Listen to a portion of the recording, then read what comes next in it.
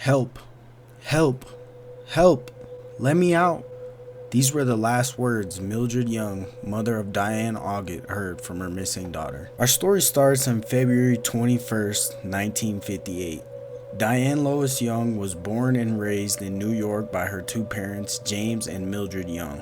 Sometime though, after the late 70s, Diane, her three children, along with her husband, Frederick Augat, moved to Odessa, Florida. Diane was recalled as being a beautiful redhead, lover for the outdoors, and a huge family woman. Her sister Deborah would say she had $100 pocketbooks, she was pretty, and there could be 1,000 people in the room and you'd notice her. Diane was a quiet person. She always kept her house clean and tidy and seemed to live such a perfect life.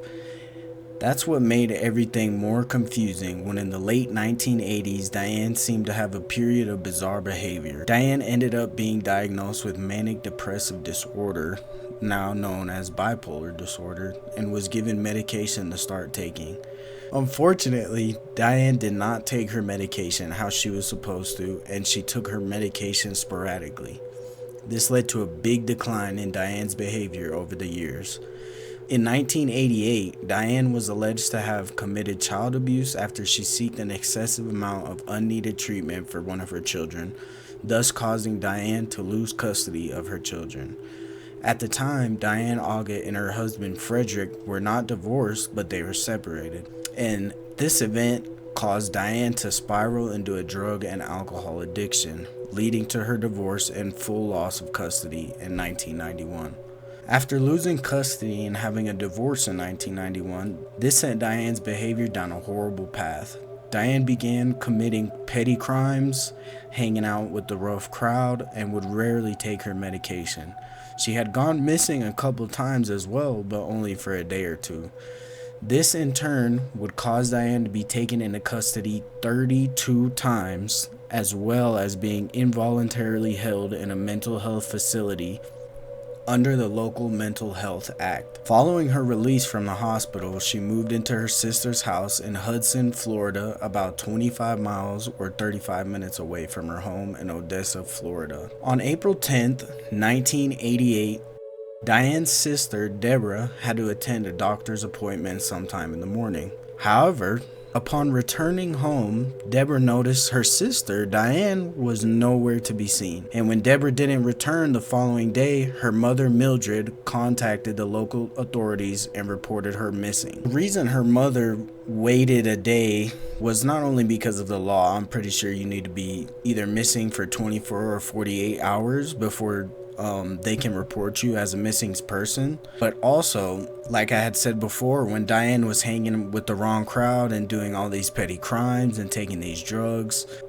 she would be known to go missing for, a couple days on a bender or whatever she was doing. After Diane was reported missing, a witness recalls seeing Diane walking north of the US 19 near New York Avenue. Later in the day, a bartender at Hayloft Tavern described seeing Diane as intoxicated and walking around in circles.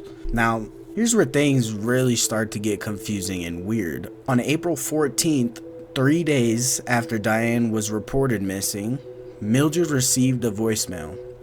Help, help, help, let me out. Mildred recalls hearing Diane plead for help, hear some scuffling as the phone was taken from Diane, and Diane saying, "Hey, give me that." The voicemail then ended. Mildred also recalls seeing the caller ID listed as Starlight. As Mildred was worried, she immediately called the number back to no avail. That same day, April 14th, at around 4 p.m., a local resident was walking to work and described seeing a prank finger on the side of the road. She didn't think much of the finger, so she just went on her day. Later at night, the local resident told her boyfriend about the fake finger she saw on her way to work. Another witness on April 14th recalls seeing Diane eating lunch 1 block away from the Coral Sands Motel, which is only 0.3 miles away from New York Avenue. But if this is the case, this could relate to the sighting on April 10th, making not April 14th, but April 10th as the last day anyone ever saw Diane. If this is the case, this could relate to the sighting on April 10th, making not April 14th but April 10th as the last day anyone ever saw Diane Augat. Because if you remember, the bartender at Hayloft Tavern described seeing Diane as intoxicated and walking around in circles. Maybe it could have been she was eating lunch and then she got drunk. Whatever the case, April 10th seems to be the last day anyone ever saw Diane Augat. The following day, on April 15th, the boyfriend of the woman who saw the fake finger decided to go and look for what his girlfriend saw the day before, where he discovered a severed human finger belonging to Diane Augat on the side of US 19, one of the same locations of Diane's last known sighting. After confirming the finger was Diane's, Mildred could be recalled saying, "She's in trouble, big trouble. They're probably torturing her. I'm hoping she's still alive and that they haven't killed her yet." 3 days later, on April 18th, the manager of Totally Convenience Store in Odessa was attending to an outdoor freezer. Upon opening the freezer, he realized there was a bag of neatly folded clothes. As Diane was a frequent shopper at that store, the manager recognized the clothes and immediately called Diane's sister Deborah to confirm the clothes as Diane's. The manager has stated that he had checked the freezer 3 weeks prior, so it is unknown when in those 3 weeks that the clothes could have been placed there. Considering Diane's disappearance happened a week prior, it really only seems like there is a 7-day window for the clothes to be placed there. Nonetheless, after this discovery, Diane's case disappeared from the media. No further sightings of Diane were reported, and investigators assumed that the clothes were placed there by juveniles. Since her disappearance, a group of youth were accused of looting her home. After this, everything went quiet. There was no news, no sightings, no information. It was basically just becoming a cold case. 2 years after Diane Augat's disappearance, on November 24th, 2000, the Times published a front page article about her disappearance. The following day, November 25th, at a Circle K, more specifically, the Circle K Deborah, Diane's sister, worked at, a witness entered the store looking to buy cigarettes and soda. At the counter though, she noticed a clear Ziploc bag with the name of Diane written on it. She immediately recognized the relevance of that bag. She was the girlfriend of Diane's brother. Mildred stated that the bag contained stuff that her daughter Diane would have owned, although she couldn't say if the bag was for sure Diane's. Police stated that they would review the CCTV cameras, but nothing was ever found, and as it was the year 2000, there was a lot less surveillance going on. I think it's weird that 2 years after the disappearance, there just happens to be a clear Ziploc bag with Diane written on it on the counter of all places, but nobody knows who put the bag there, which is really weird. And the fact that it was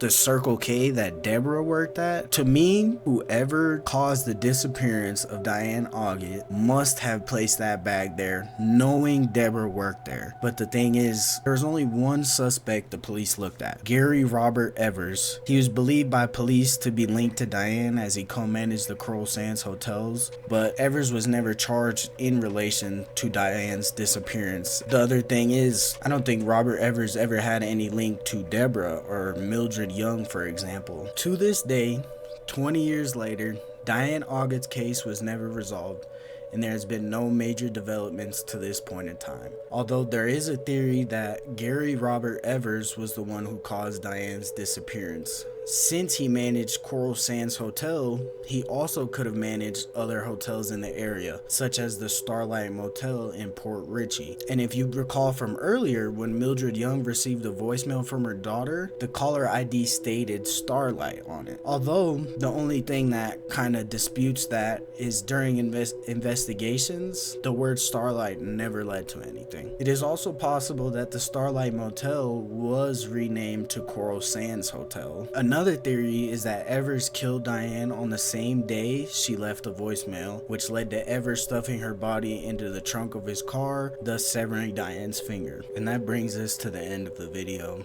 All in all, I think it's really sad that nothing ever came of Diane Augat's case. No other suspects were found, and obviously Gary Robert Evers was never put on trial for Diane Augat's murder. If you made it to the end of the video, I just want to say thank you for checking out my video and sticking around to the end, and for listening to Diane Augat's story.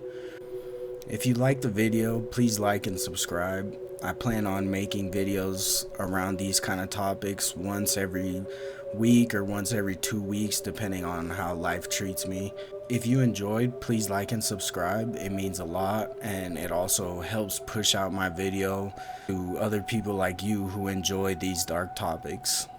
Once again, thank you for checking out my video, and I'll see you in that next one.